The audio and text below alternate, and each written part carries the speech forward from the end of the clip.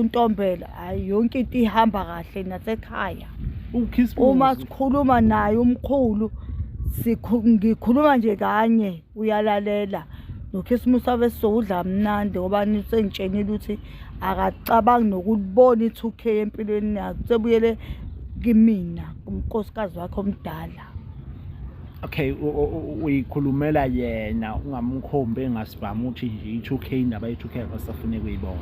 Ungezwa nakuyena ubaba ngoba mina mhlawumbe ngingabona ukuthi mhlawumbe ngimkhombile anizweni kuyena ukuthi yena uthini ngovo lakhe.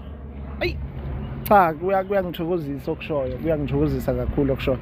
But ke mkhulu ake sikubingelele kwiJabule Jwele TV. Yebo sanibona uJabula Jule. Niyaphila kodwa mkhulu? Yebo siyaphila. Cha mina ngijabule kakhulu nje mkhulu ukuphinda sidibane nawe. Ngiyazi ukuthi kuningi okuwe kwenzeka phakathi kwami nawe, okuhle okubi kuningi. But kuyangijabulisa ukuphinda ngubone usadla nhlamvana ukhululekile since ngubona ushawo umoya. Mhlambe mungasithatha usibeke mkhulu since waphuma ku-2K. Uhappy, ujabule. Injani impilo? Hayi anginalutho nje lo ngaphuma ku-2K hayi ngiphilela kamnandi. Uyiphilela kamnandi. Yeah, futhi hayi angisacabanga ukuthi ngaphinde futhi ngibuyele endabeni yakhe. Because ngiyakhumbula mkhulu sesizongena nje sibe deep. Ngiyakhumbula mkhulu kuningi okuwe kwenzeka. Ngiyakhumbula ukuthi sikubonile ikhawe eziningi. Ngicabanga ukuthi mina ngikwazi kangcono ke because mina ngiyakhumbula ukuthi bekuba uyena okhuluma kuqala. Yabo nje manje seku right bongifuna into ngiyayithola ngesikhathi engisifuna ngaso. Manje ekhaya nje kumnandi nje. Yonke into nje imnandi siphila kamnandi. Yonke into. Ubaba bethi ucela umbekela amanzi ngiyambekela. Bethi itiye manje yonke into ngiyenza ngendlela le kade yena engayinikeza ukuthi laphe ngingakwenza ngoba uke wahamba wangishiya. Ngenza ngalendlela le vele engangifundiswe ngayo ekhaya. Yebo. Namhlanje ngqala vele umuntu eseyithuna esezoshona. Mina ubuye ewuyena noma ke emzimbeni ke ethi ukushayeka kodwa ngibonga ukuthi ngiyambona uyakwazi ukukhuluma, uyakwazi ukuphefumula nje yonke into. Ngibonga nje uMakhosi uNtombela ngathi ukuthi uma ngabonga kanjani nconcoze ngoba ukwazi ukungisiza mina.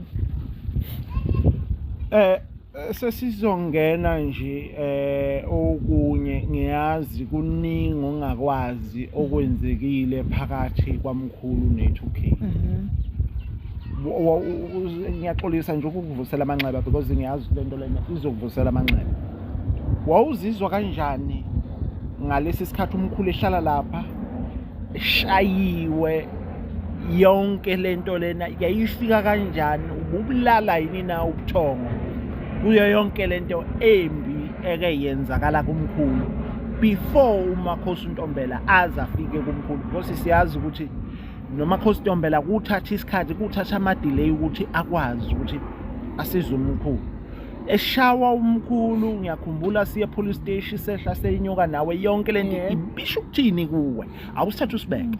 Yabona uma ngingachaza ubuthongo bengingasenabo nhlobo ayini ingxabano emndenini since ebekade ephungukile ekhaya ehleli ne-2K. Ngoba ngiyakhumbula ukuthi emngcwabeni wagcina engafinyelelanga emngcwabeni kabhuti wakhe. Khona nje emndenini vele kusabhekwana kahle akasakwa yabona kade ehlane ne-2K bengasakwazi ukuthi uma kwenziwa umsebenzi noma kushoniwe noma kuyombulitshe bengasayi inhlobo. Bengasayi bekuphoqa ukuthi akuye mina nezingane ngoba phela yena i-2K khona la kufanele kuboniswane khona ebengaveli bebanjwe yilona i-2K. Kusazohlala phansi kube ne-meeting yakhe nje ubaba ngoba uyena yedwa ebengawuhambeli umndeni. Bonke nodadewabo babenenkinga bengayi. Kodwa vele mina-ke ngayikhipha ngoba ney'ngane zami nje siyaya uma kwenziwa noma yini nanami bese ngingasahlukene njengomakoti walapha. Bengeke ngibone ney'ngane zimbona vele ubaba ewasha bezisho vele ukuthi ubaba useyosibari makoti ngobani uyena owenza yonke into manje, uyena ophekayo, uyena owashayo, uyena oshayela igceke nanani, uyena vele bekwenza. Uzothi 2K belingenzi lutho, benimisa utshwala buphuze kuphela, naye beshawa lo baba lo ngobani 2K nje bethi beliphuzile liyamthuka libiza abafana kugcwale kwenziwe noma yikanjani.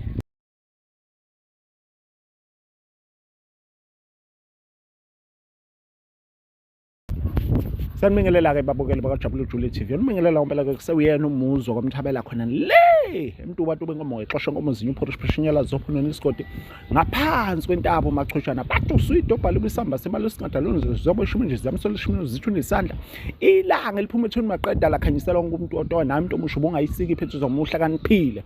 Abanye sebethi-ke isamba sama-2K, abanye bathi Mr 800. Ke angikuphikisi konke nikushoyo bafowethu.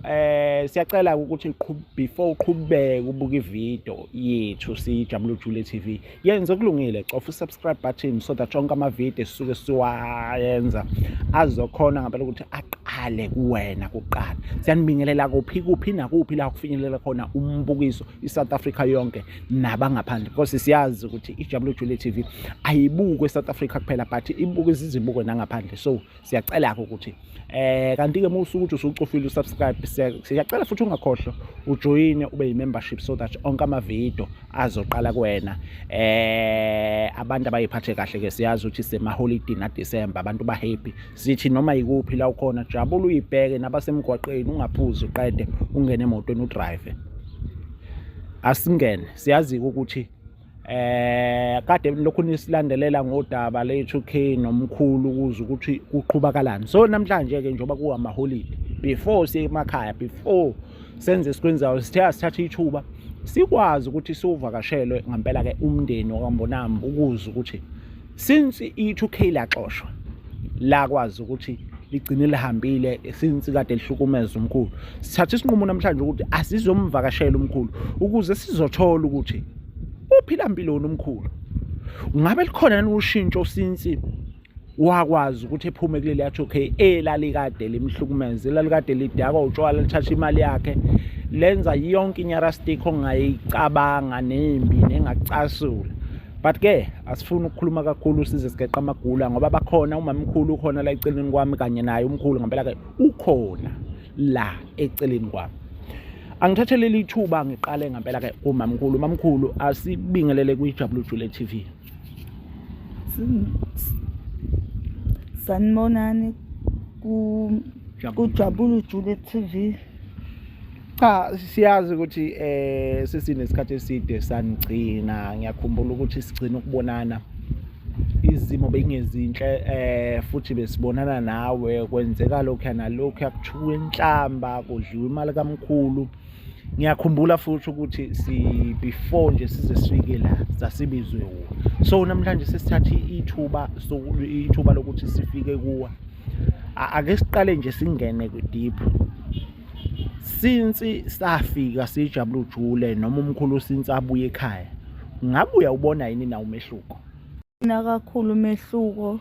Nanani uMakhosi uNtombela waze wangisiza ngokuthi akwazi ukuthi angisizele ubaba owekhaya. Kumanje nje ubaba ekhaya ubuyile uDisemba, ayikho into angayenzi, nokudla ukuthengile wakwazi ukuthi athele izingane. Kumanje nje kusasa nje siyahamba naye siyayikhipha nabantwana, into kade engayicabangi. Yabona uMakhosi uNtombela wenze omunye umehluko nanami engeke ngikwazi ukuchaza, kodwa nje mina ungisize kakhulu ngoba phela ngangingasathemba ukuthi indoda ingabuya ngendlela okwase endlela kade kwenzeka ngayo. Ne-2K ithatha imali kamkhulu liyoyidla lidelele lihambe nabafana bo leyo nto nje. Kodwa nje manje njengakwangenelela uMakhosi uNtombela, hayi yonke into ihamba kahle nasekhaya. Uma sikhuluma naye umkhulu ngikhuluma nje kanye uyalalela, nokhisimusi abe sizokudla mnandi ngoba nisengitshenile ukuthi akacabangi nokubona i-2K empilweni yakhe sebuyele kimina kumnkosikazi wakhe omdala. Okay, uyikhulumela yena ungamkhombi engasibhamu ukuthi nje i-2K indaba ye-2K akasafune kuyibona. Ungezwa nakuyena ubaba ngoba mina mhlawumbe ngingabona ukuthi mhlawumbe ngimkhombile anizweni kuyena ukuthi yena uthini ngovo lakhe. Ayi cha kuyangithokozisa okushoyo, kuyangithokozisa kakhulu okushoyo. But ke mkhulu ake sikubingelele kwiJabula Jwele TV. Yebo sanibona Jabula Jule. Niyaphila kodwa mkhulu? Yebo siyaphila. Cha mina ngijabule kakhulu nje mkhulu ukuphinda sidibane nawe. Ngiyazi ukuthi kuningi okuwe kwenzeka phakathi kwami nawe, okuhle okubi kuningi. But kuyangijabulisa uphinda ngubone usadla inhlamvana ukhululekile since ngubona ushawo umoya. Mhlambe mungasithatha usibeke mkhulu since waphuma kwi-2K. Uhappy, ujabule. Injani impilo?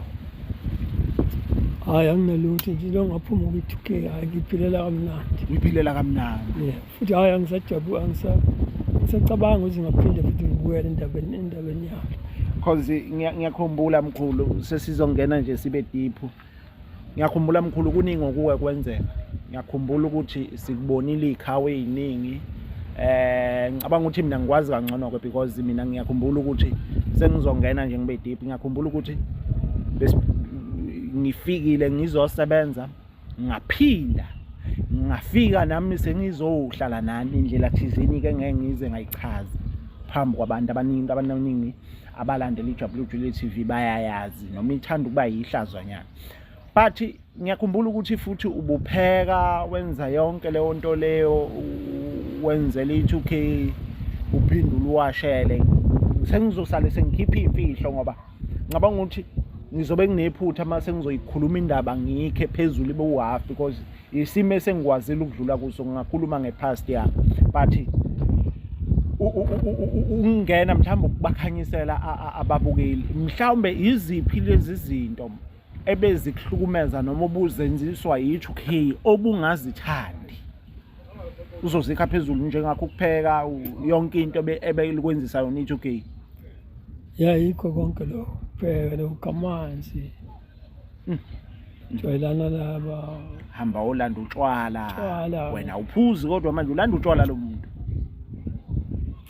mali phele ashathi mana ubethatha malini umuntu lo mhlambe mkhulu mina ngiyazi ukuthi ngiyazi kodwa ngifuna ukuyikhiphela ngowami umlomo ubethatha malini kuwena mhlambe ngenyanga 700 uphuza wonke ngenyanga mana ke 7000 noma 700 7000 uphuza wonke ngenyanga ukudla ubekuthenga yini because ngiyakhumbula mina ngithema ngifika ngakhumbula ngikwaledwa abaphathi bami yabo ngathi mangibe ngangikhokhela imali yami ayikhokha isidabishekile ngiyakhumbula ukuthi iyona iyagcina ithenga ukudla since i-2K lale kade lifanele lithenga ukudla la ngakuthenga kwagcina sephesha imali yami isikhathi esiningi ubeyayispend imali noma ubegcina iphuza yonke lo 7000 ngoba mina ngikhuluma kweyinsukanyana ngikho okuningi angikwazi okwakwenzeka lokho kudla okuncane nje akuthengayo kodwa lenye esela iphuze yonke. Sike samvakashela ensukwini ezidlule wathi yena obekunakekela obekuwashela ayi kodwa mina ngiyithemba into abeyisho because ngine experience ade bekhuluma ngayo so ngabona ukuthi uyibhayibhela ababukeli yabo ubeqinisile mhlawumbe uzoyiphendulela wena mkhulu ubeqinisile nimethi yena ubewasha ubekwenzela yonke into Hayi mina bengiwashela hayi nengenze yonke into uzuwashele naye ngimwashele futhi ayinene yeah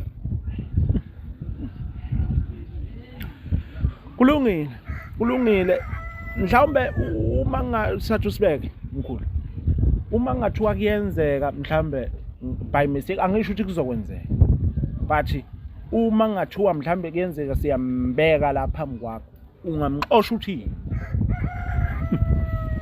hayi ukuxosha hayi kulula kakhulu ngoba ngingavese nje ngamningi nje ukuthi ngihlekisane naye ngimshintshele ngempela ngimshintshele ngoba bese kujwayela kabi vele. yeah Hayi siyezwa mamkhulu.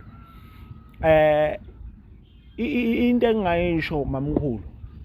Ngicabanga ukuthi ngizobe nginephutha since kade ngikhuluma naye ke mina eyinsukwini. So into ayishilo ayivezile ukuvezile ukuthi uyafisa ukubuya kumkhulu. But kuyangijabulisa mina kushoyo umkhulu since umkhulu ngimbona ukuthi akasekho kulowo umqondo wakhe. Uphumile kumqondweni we-2K.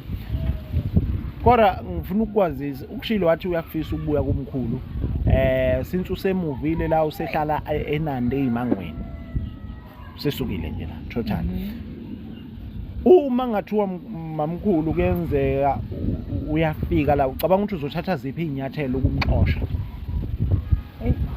Yazi kungaba kuningi engamxosha ngakho ngoba vele even nendoda ayimthandi uyayikhulumela vele uthi naye akasamthandi.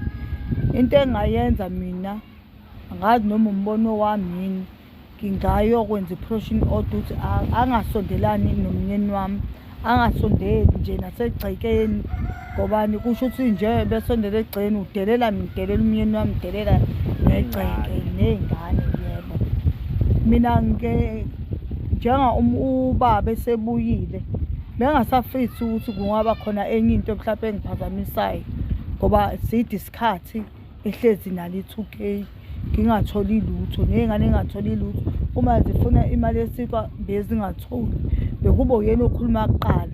Yabo nje manje seku right bongifuna into ngiyayithola ngesikhathi engisifuna ngaso. Maye ekhaya nje kumnandi nje yonke into nje imnandi siphila kamnandi yonke into. Ubaba bethi ucela umbekela amanzi ngiyambekela bethi itiye manje yonke into ngiyenza ngendlela le kade yena engayinikeza ukuthi laphe ngingakwenza ngoba uke wahamba wangishiya. Ngenza ngale ndlela le vele engangifundiswe ngaye ekhaya. Yebo namhlanje ngiqala nje umbone nje vele ngenza ngale ndlela le engafundiswa ngayo kwasekuqaleni. Akukho la kushintshe khona. Uyohleze umnyeni wami njalo uyohleze uyiwena.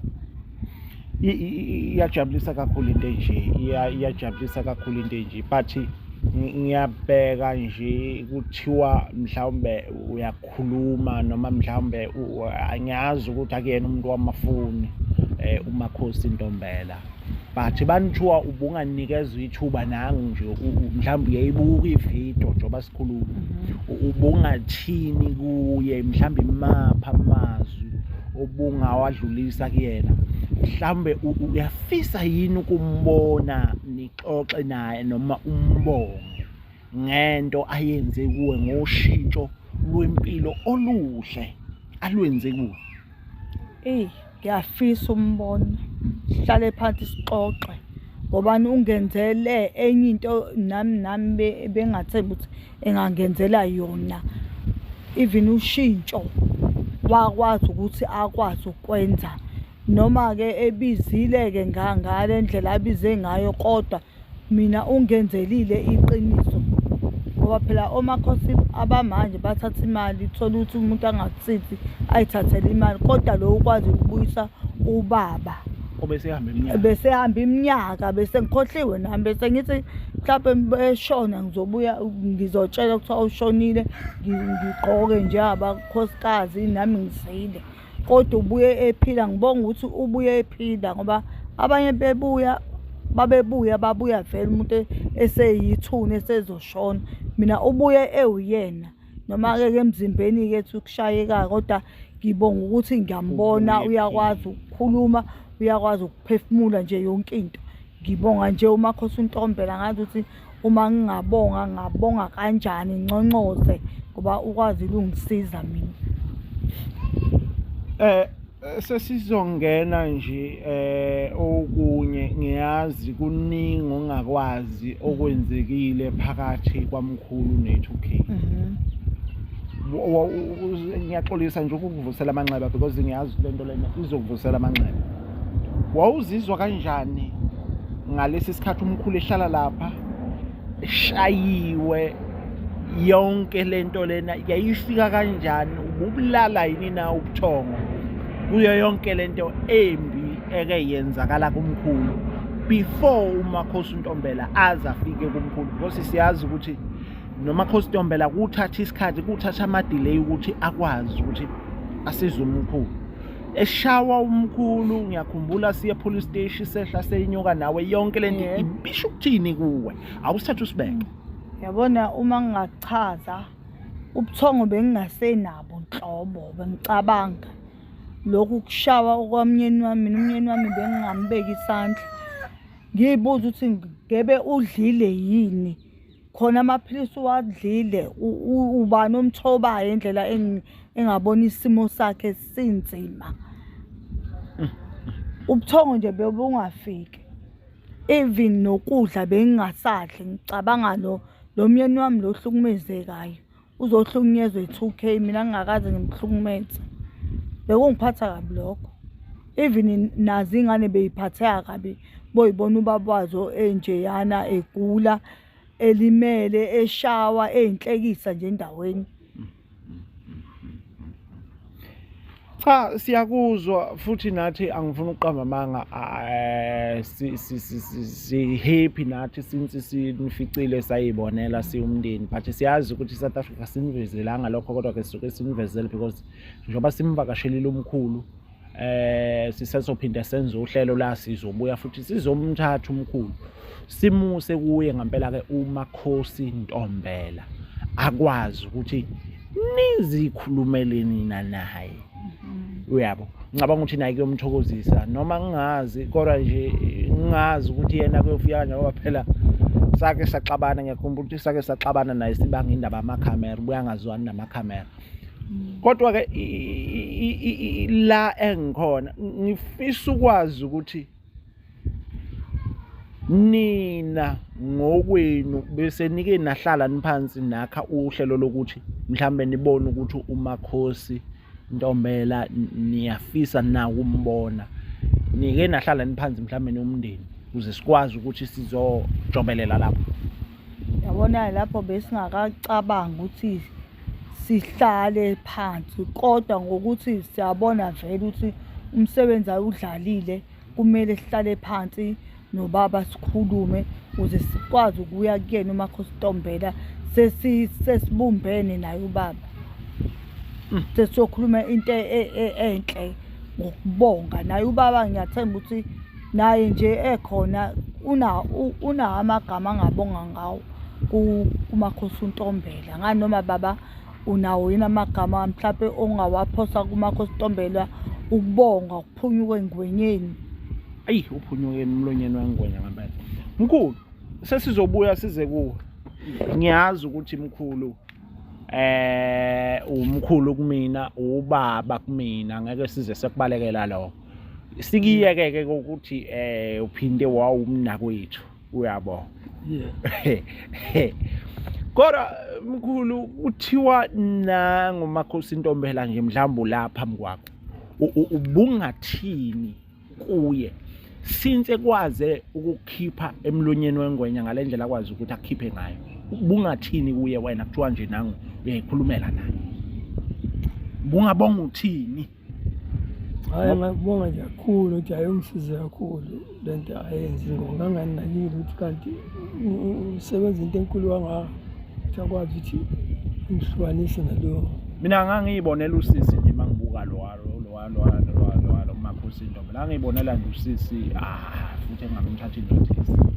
Uyabo, hayi usebenzile kakhulu, yonke into sekuphile, nice life, yonke into isi-right. yonke into ayo uDisemba uhlelele yonke into, yonke into, ingane izobe zihehe. yeah. Cha, kuyabongeka mkhulu. Abaphathi bami la bake bakhuluma udaba lokuthi kuzofanele uphinde sikuthathe sikuse kuye uMakhosi Ntombela. Ngabe makuthiwa kuvela ithuba elikanje uzokuthokozela into efana naleyo ukuthi singakuthatha sikuse kumakhostombela ukuze uzokwazi ukuthi naye uzibongele kuyena, because ngicabanga ukuthi wenze udlala indima enkulu kakhulu thina, even mina, ngoba ngiyazi mhlawumbe uzocabanga ukuthi mina masingakhuluma iqiniso kwamina ngibonga abaphathi bami, because bantu abaphathi bamabeka ngangeke ngisizakale futhi nawe wawungeke usizakale. Uyayifisa nithubele kanjalo ukuthi sikuthathe sikuse kuye uyoyikhulumela naye okanye uyozibongela ngoshintsho oluhle alenze ku? Yebo, ngiyafisa siyoyibonga. Cha, kuhle iyajabulisa ngempela ke into enjalo. Ngicabanga ukuthi ngeke size sande kakhulu. Mamkhulu, mangakubuza nje, seyithengiwe impahla zezingane, ngiyakhumbula kuqala ubukhala ngokuthi amafastela afila walungiswa, icapha, amahendle, ivalo akulungisiwe, yonke le nto leyo, ivini nasemqashweni kamkhulu. Ngiyakhumbula ngolunye usuku ngangingasebenzi, ngahamba nami ngafike ngayibonela mina kuningi okwakonakele lapha emqashweni. Ngabe uyakwazi, usekukwazile umkhulu ukuthi alungise yonke le nto leyo? Yabona okwamanje besithe asidileni lento ngamaholide okuqala anakekele iy'ngane, ngoba phela ethi ubengasahlala ekhaya ingane manje sisabumbana-ke. Uma sesiqedile lokhu, mase siyalungisa-ke lapho ahlala khona, kodwa bengithanda ukuthi abuyele ekhaya, umqasho akawuyeke nje, ngoba yenye imali ephumayo njengehlezi emqashweni. Sengisho lo ngiyawubona umqasho lo abehlala ku-2K, angithi wona kwathi wavele kuzoqashiswa kuwo. Yebo. Wawukade usho kanjalo. Yebo. Mina ngikhulumela ngemqasho le eminye yakho umkhulu aqashisa ngayo, ukuthi yona igcina ikwazile nithi ilungiseke eminye imqasho kamkhulu. Ngingasho nje ukuthi besingakalungisi, kodwa nisiphe kwaluhlelo yabo January, February sohlelweni nje ukuthi sidila nje yonke into, akukho kuzosala. Kukhona olunye udaba la ngiyaxolisa ukungena ngithi ukuba deep kwezomndeni. Mina ngiyazi ukuthi ngifika ngokuvakasha la, kodwa kukhona enye into engicabanga ukuthi kufanele ngingene kuyo. Ngiyakhumbula ukuthi ngoba ngisho ngithi umkhulu kuba waba umnakwethu, so kukhona enye into engake ngathola ukuthi umkhulu kushone omunye wobhuti bakhe, wagcina engafinyelelanga emngcwabeni. Yonke lento ngabe yakha kuphudweshu, yaba yakhanga yini ingxabano emndenini since ebekade ephungukile ekhaya ehleli ne2K, ngoba ngiyakhumbula ukuthi emngcwabeni wagcina engafinyelelanga emngcwabeni kabhuti wakhe. Khona nje emndenini vele akusabhekwana kahle, yabona kade ehlane ne2K, bengasakwazi ukuthi uma kwenziwa umsebenzi noma kushoniwe noma kuyombulitshwe bengasayinhlobo, bekuphoqa ukuthi akuye mina ney'ngane, ngoba phela yena i2K vele bengasavuma ukuthi akwazi ukuthi ubaba ahambe emndenini.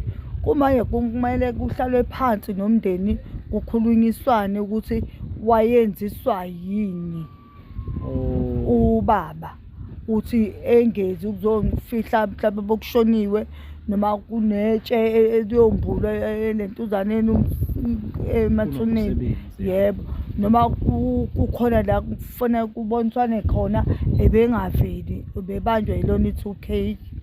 Kusazohlala phansi kube ne-meeting yakhe nje ubaba, ngoba uyena yedwa ebengawuhambeli umndeni. Bonke nodadewabo babenenkinga bengayi, kodwa vele mina-ke ngayikhipha ngoba ney'ngane zami nje siyaya uma kwenziwa noma yini, nanami ngiyaya. Ubaba obengayi enqatshelwe 2K. Kuyajabulisa mina kuyangithokozisa nawe ukuthi emva kuba umama wekhaya ukwazi ukuthi udlale indima yokuthi umama wekhaya, ube khona emndenini, yonke into eyenziwa emndenini ube khona, kukhomba ukuthi uyayazi into ayizela ngempela-ke lapha emndenini okwambonami. But-ke ngoba angifuni ukuthi singene kakhulu kwezinye zazo but mangakubuza nje ngingaze ngisheshe ngivale angihlekisi kodwa ngikhuluma iqiniso. Uyakutshela yini umkhulu ukuthi yena obewasha impahla, yena obeayina, yena obephekela i2K bese ngingasahlukene njengomakoti walapha? Eyi bengeke ngibone ney'ngane zimbona vele ubaba ewasha. Bezisho vele ukuthi ubaba usewusibari makoti ngobani uyena owenza yonke into manje, uyena ophekayo, uyena owashayo, uyena oshayela igceke nanani, uyena vele bekwenza. Uzothi 2K belingenzi lutho, benimisa utshwala buphuze kuphela. Naye beshawa lo baba lo ngobani 2K nje bethi beliphuzile liyamthuka libiza abafana kugcwale kwenziwe noma yikanjani Emzini wakhe. yebo isithunzi sengibona ngathi ukuthi siyabuya ngoba sebuyele kwakhe. Uma ngingasuka leli 2K emehlweni nalo ngaba ngcono, njengoba ngichaza ukuthi usehlale eNanda kungcono ngoba ngeke sabonana. Nanami bengasathandi eduze kwami naye kube khona i2K phakathi kwethu futhi. Mangabuza into enginothisile ngomkhulu, nginothisile okokuqala ukuthi abengabhemi. Nginothisa ukuthi akaphuzi. Yebo. Uyaya esontweni noma hayi akayi esontweni but akabhemi akaphuzi. Mhlambe mangabuza. Usholo ukuthi uyaya esontweni? Ngisho yena umkhulu. Esahlala nami beya esontweni. Phambilini beya. Mhlambe sekunamahlonyanyana ke phela. Sekunamahloni. Ngiyathemba ukuthi naye unamahloni ukuthi into ayini. Into vele esontweni sekuyaziwa vele izinto kade ezenza vele. Kuyaziwa nje. Ngiyathemba ukuthi naye unamahloni. Mana ke amalunga ebandla ayamehlulela noma athi akasondele abuye esontweni ukuthekani mhlambe akaze kuthwe nawe usuhlebeka kabi since umyeni wakho ebebonakala enza lento le abeyenza yonke le nto mhlambe bethekana esontweni uma bebuka yonke lento abeyenza. Yabo esontweni khona baphatheke kabi kodwa athi amalunga ubaba akabuyele esontweni akekho umuntu ongenzi okubi, bonke abantu abanye bayakwenza okubi aqani ngaye. Ubaba kuthiwa akabuyele esontweni kuphela ngeke azaqulise amacala. Angazi noma uzobuyela noma ngiyabuyela kodwa ngesingami mina bengithanda ukuthi abuyele ezwekeke ngaphakathi khona ebandleni ukuthi bathini kodwa khona bona basamukela ngezandla zakhe, basamukela ngoba basasho ukuthi kusayilunga lawo noma kuthiwa uvelelwe inkinga uyibona bogijima phambili. Bona kufanele begijima phambili. Cha ngijabulisa na ukuzwa ukuthi cha ibandla la ngempela lelo alimehluleli kuyo yonke lenkinga but linayo futhi lisamdinga futhi liyameseka. Kuyangijabulisa nami lokho kukodwa kodwa ke angifisi ngizocela nje ngiyakholelwa ukuthi kufanele ngibike singavele sisuke senze nje into sasingayenza kuqala because wayingahlali nawo. But ngizocela ukuthi umkhulu simthathe masithola ithuba ngizozwa ngabaphathi bami. Ora babathenga ngibacelela ukuthi simthathe simuse lapha kumakhosi Ntombela ayozikhulumela ayozisholo yena ukuthi yena since wagcina ukubonana nomakhosi Ntombela uzizwa enjani. Angazi mhlawumbe ungathini uyasivumela ukuthi singamthatha sihambe naye siya khona lapha. Cela ukubuza bona nimthatha uhamba yedwa ngoba usebuyile ekhaya mina ngizokudingakala yini lapho. Uma uthanda ungahamba kodwa futhi uma ungenankinga ungayihlalela because into esijabulisa ukuthi sesiyazi ukuthi usafe futhi ngeke azasihluphe ngalutho since esakwazi ukuthi aphume kwi2K futhi nakho naye uyikhulumela yena ukuthi akasayifuni into ezomhlanganisa nale ntombazane eyisikhohlakala. Njenga umkhulu esebuyele kumina nami ngiyathanda ukuthi la hamba khona nami ngibe khona ngoba phela ngifuna noma bebona abantu bebona ukuthi vele usebuyele enkosikazi wakhe vele omdala. Ngiyabona. Naye umakhosi Ntombela kungaba ihlazo uma engabona indoda kuphela engamboni unkosikazi ngoba nami kumele ngiyobonga kuyena eyi ngoba phela wenza umsebenzi omkhulu kabi. Bese hamba yedwa umkhulu eseyobonga akuzwisisi kahle ngoba phela usize nanami. usizena Yebo, nawasiza ngiyadinga nami ukuya, nami ngiyadinga ukuya. Kuyena nje ngiyadinga sihambe naye umkhulu sobonga. hayi ngiyakuzwa cha asizukukhuluma kakhulu mhlawumbe size sigeqe amabhula babukeli. Ngiyazi ukuthi besihlezi sisho sithi ama-comment-eni siyawafunda, asigcini ngokwafunda siyawaphendula yize-ke abuye bebaningi kakhulu thothi mhlawumbe asisakwazi ukuthi siwaphendule ngendlela okuyiyona yona. Kodwa-ke namhlanje sikwazile ukuthi lokhu nisitshela ngendaba lokuthi athende umkhulu asiyoza umkhulu ukuthi kuqhubakalani ngaye since akwazi ukuthi ngampela-ke ephume kwi-2K. Mkhulu sengingabe ngirong uma ngizogcina ngokukhuluma noma mkhulu mase ngabuye ngizokhuluma nawe. Sizocela nje mkhulu ukuthi siphinde sibuyele nawe kuMakhosi Ntombela uyokwazi ukuthi uyikhulumela wena, uyokwazi ukuthi uyozibongela. Yeah, angazi uyavuma. yebo. Awunankinga. Ayinankinga. Akuphethe kanje namaholide mangake ngibuze nje sesizovala. Hayi amaholide azoba right kakhulu ngiphatha kahle. Akuphatha kahle. Yeah. Yonke into manje usu-free. Sengifree manje. Kusafana seqala. Kusafana. Ayi siyabonga mkhulu, siyabonga. Mhlambe mungasathu sibeke nawe mamkhulu amaholide aniphethe kanjani since senasizakala. Ngibona nje ungazi ukuthi lokhu isimusi uzoba mnandi emoyeni wami nasey'nganeni nje uzoba mnandi, nasekhaya fudumele manje. Fudumele wanceda buye ubaba nje fudumele ngeke ngiqamba amanga. Yonke into nje right Makhosi Ntombela. Yabo nje uma ngingambeka kude ngebe kuyiphutha fanele ngimbeke ekuqaleni ngoba uyena kunje nje uyena. Udlalile indima Makhosi Ntombela lo khona ngiyabonga. Udlalile indima wakwazi ukubuyisa indoda isihambile isihlupha. Ayi kulungile babukeli bejabule Jule TV. Nathi si-happy kakhulu uma subona ngempela ke umndeni wakwaMbonambi ujabule ngalendlela ojabule ngayo. Wena ungalapho ngasekhaya of subscribe ucofa notification so that sonke ama-video sisuke sikuthulela wona ngempela kulo azokhona ukuthi aqale kuwena kuqala. Thina noma mina ngiyisamba sikazwelonke kanye neJabule Jule TV ngami ngedwa ngiyazi baningi abantu abasebenza behind scene singabala noma ngasebashongo. Kodwa ke siyacela ukuthi ungakhohlwa lokho obukelile kuyiphathe kahle ujabule uzibheke ngoba nangonyaka ozayo siyakudinga. Bye bye nasidibane kwi-episode elandelayo. Bye bye.